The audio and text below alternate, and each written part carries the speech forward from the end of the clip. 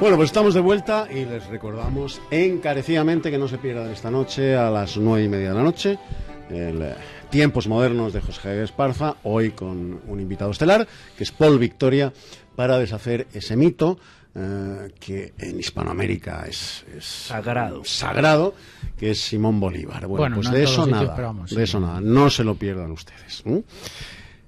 Seguimos en Cataluña, donde esté Simón Bolívar con barretina y toda su tropa de traidores a la patria, que eso es lo que fue Simón Bolívar, un traidor a la patria, a la madre patria, pues pretenden desvincular a Cataluña de España.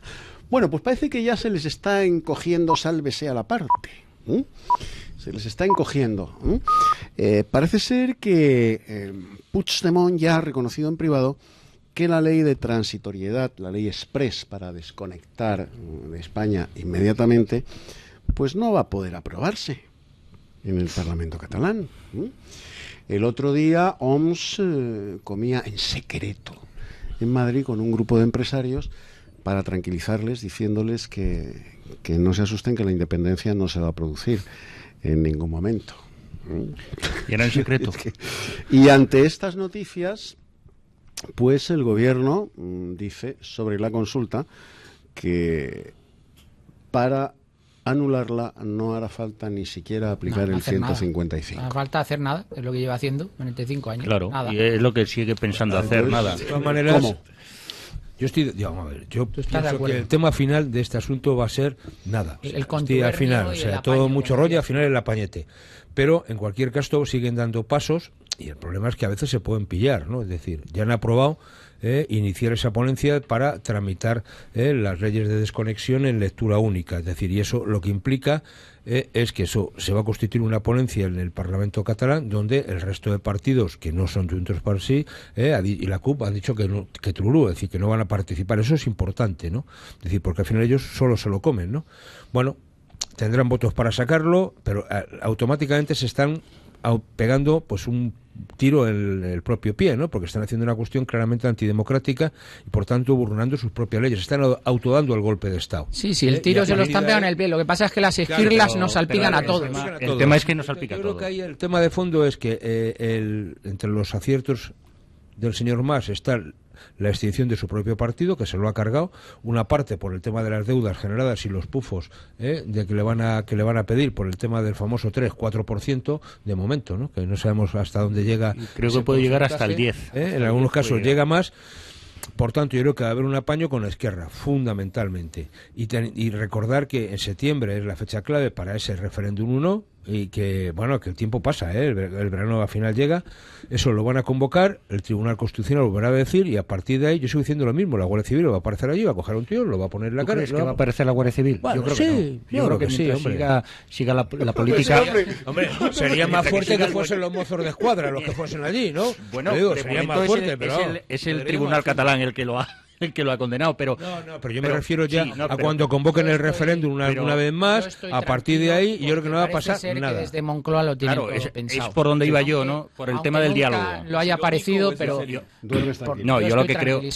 Yo creo que tranquilo porque en Moncloa por lo visto lo tienen todo preparado. El nuevo masaje. Sí, entendiendo, profesor. ¿Es irónico o es en serio lo que está diciendo? No, no lo has visto en los últimos 5 años, la preparación que hay. Una preparación para el diálogo. Tato preparado.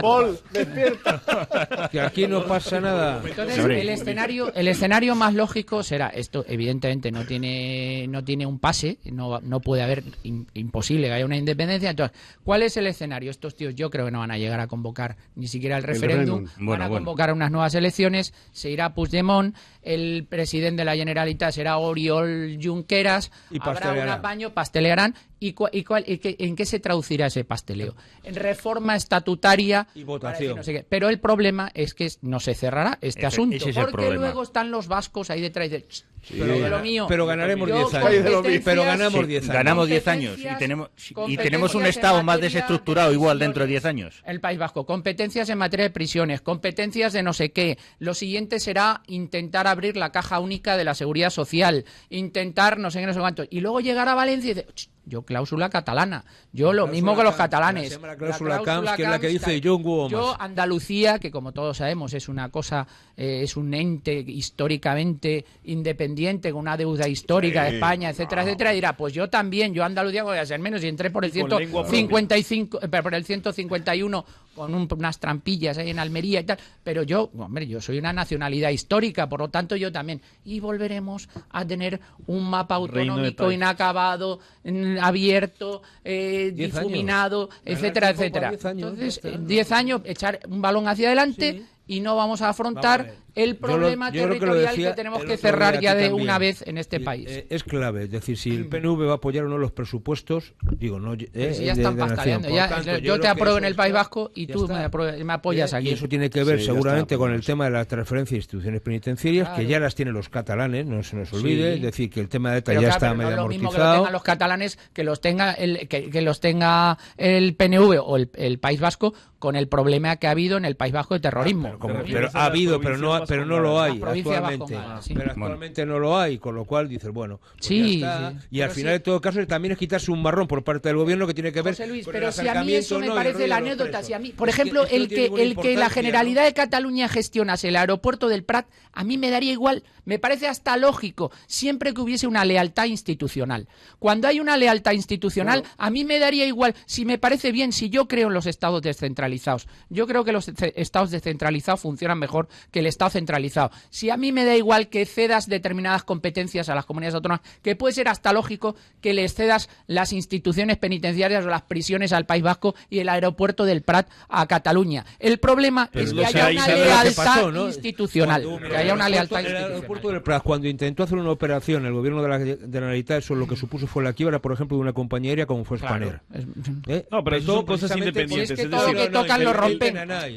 Que se hizo una apuesta y se metió un dinero ahí y mira lo que pasó. A la porra. Te lo digo porque lo padecimos. Profesor Timón, es que no, la cuestión no es esa, la cuestión es lo que hay detrás y por qué lo quieren hacer. Es porque son los medios para conseguir el fin de la traición a España. Y ponerlas en manos de partidos que son manifiestamente y programáticamente desleales a la idea comunal de España. Un matiz, don Eduardo. O sea, no se traspasan competencias, lo que se traspasa es la gestión de la competencia. La gestión. No, es que la competencia la tienes en el estatuto o no la puedes ejercer. Pues la gestión de la competencia. Para que una comunidad autónoma adquiera nuevas competencias hay que modificar el estatuto. No, pero ahí lo que quieras, José Luis. Pero es del género bobo. Es del género bobo darle la educación al PNV y darle la educación a los separatistas catalanes. Titularidad de competencia, artículo 152 de la Constitución. Pero digo que si no se ha transferido la competencia, no se puede. Si se ha transferido la titularidad de determinadas competencias a las comunidades autónomas que las han asumido, han asumido las que podían y las que no podían. Del Estatuto de Autonomía. La LOAPA, el artículo 4 de la LOAPA, que el Tribunal Constitucional luego declaró inconstitucional gran parte de la LOAPA y pasó lo que pasó. Se acabó aprobando la ley del proceso autonómico, más conocida en el argot como LOAPITA, porque es lo que quedó. Lo que quiero decirte es que si una comunidad autónoma no tiene en su Estatuto de Autonomía una determinada competencia, no puede ejercerla. Bueno, pero ejercer la gestión, es verdad, pero efectivamente. Paco Trejo y cambiamos. Lo único que quería apuntar es, José Luis estaba diciendo que con esto se ganan 10 años, yo sigo pensando que esto es un parche como los que se puso en los años 90 totalmente. Y que una vez rubriquen los acuerdos va a empezar otra vez el proceso. Va a empezar otra vez porque quieren más y más. Y al final... más no, ya no. No, más con acento. No a don Artur más o Arturo más. No. Entonces, claro, al final es un no acabar. Entonces el gobierno tiene que dejarse de tanto diálogo y más hacer política. La cuestión es si ni siquiera Aznar lo hizo, si Aznar transfirió esas competencias Aznar hablaba a las provincias catalán más en privado. En la intimidad. ¿Qué va a hacer en este país? O sea, es que no hay nadie. Que al final lo que hacen falta son decisiones políticas y dejarnos de un mericomplejismo tan grande como el que tenemos y decir, señores, Vamos a ver qué es lo que está pasando Francisco, aquí. Es decir, recuerda que un partido nacionalista, su razón de ser es la continua reivindicación, porque si consigue su fin, tiene que desaparecer. Pero entonces lo que yo he comentado ya en la mesa muchas veces, pues al final surgirán partidos nacionalistas en todas las comunidades autónomas y tenemos un problema. Es que ha habido intentos de eso. Es que recuerda en su tiempo, fíjate, los tiempos de UCD, el ministro aquel que montó un partido andalucista, ¿cómo se llamaba? Pero es que en Andalucía se han modificado las cosas para que digan nacionalidad histórica también, ¿no? Pero no... Por el 151 con trampas, pero bueno, con el tema de Almería. Pero eso es lo que hizo desaparecer la UCD de Andalucía. ¿A qué tema pasamos, señor? Bueno, pues vamos a pasar al tema por el que empezábamos. Yo no quiero que se nos vaya virgen este tema, porque a mí me parece importantísimo. El informe de la OCDE. El informe de la OCDE que ha alertado de que la pobreza ha aumentado pues peligrosamente en España, sobre todo la pobreza infantil, lo cual es todavía más lacerante, debido principalmente a la falta de empleo de calidad que proporcione suficientes horas de trabajo remunerado y unos ingresos, o sea, unos salarios adecuados. A todo esto ha venido a poner la guinda José María Aznar, diciendo que efectivamente España crece, sí, pero ¿a qué precio? Pues al precio de devaluar los salarios. Aznar, te refieres al que era el presidente de la Fundación FAES, la que supuestamente es la fundación del liberalismo económico y de tal, y ese señor. Pero la verdad es la verdad, la diga Agamenón o su porquero. Y que en España se están cobrando unos salarios indecentes, a cambio de jornadas laborales inacabables, como hace la mujer de Pedro Sánchez en su empresa, del socialista Pedro Sánchez. Eso va a misa. En la 2 de Televisión Española y en todas las parroquias de España. Eso va a misa. No hay más que salir a la calle y preguntarle a la gente por cuánto está trabajando y cuántas horas. Aquí hay un problema fundamental que es: concebimos que los salarios se establecen por razón de lo que me da la gana, mi capricho, mi ideología, mis criterios, mi supuesta moralidad, o los salarios se establecen de acuerdo a los criterios estrictamente económicos. Es decir, el salario es por la productividad que aporta la persona o por lo que yo creo que significa un salario decente. Es que ahí está el fondo y la raíz de este debate. Entonces, como yo creo que la productividad es lo único que puede medir un salario, lo único que puede medir un ingreso, sea por cuenta ajena o por cuenta propia, entonces recibe cada persona la productividad que está haciendo. Entonces, lo que el problema es el sistema económico montado actual, o sea, no es, y la regulación y todo lo que eso ejerce, y la mentalidad de que sigan pensando, no, es que los salarios cuando el mundo ya es el siglo XXI, cuando es un mundo que se tiene que evolucionar, que es un mundo de emprendedores, de freelancers, de autónomos, y no que la gente siga anclada en el mundo del pasado, que es el mundo del empleo, que va a desaparecer, y entonces que sigan reclamando algo prehistórico no tiene ningún sentido. O sea, lo que hay que es evolucionar. Lo que pasa es que toda esta Estoy bastante de acuerdo con Paul Victoria en la mayoría de las cosas que dice, y sobre todo lo que dice, la productividad está en buena medida en función, y aquí tenemos un empresario, la productividad tiene mucho que ver en lo que produce un trabajador, más que la productividad del trabajador, los costes, el coste que tiene contratar a alguien en España. Y hablabas de la regulación, tenemos un modelo, un sistema productivo, y tenemos un sistema tributario que desincentiva la contratación de trabajadores. Y aquí está un empresario que nos lo puede confirmar. Pero es un empresario medio socialistoide, ¿eh? Hay que tener cuidado con lo que dice este empresario. No me vaya a insultar tan temprano, don Paul. Eso para empezar. No me insulte tan temprano. Para aportar determinadas ideas.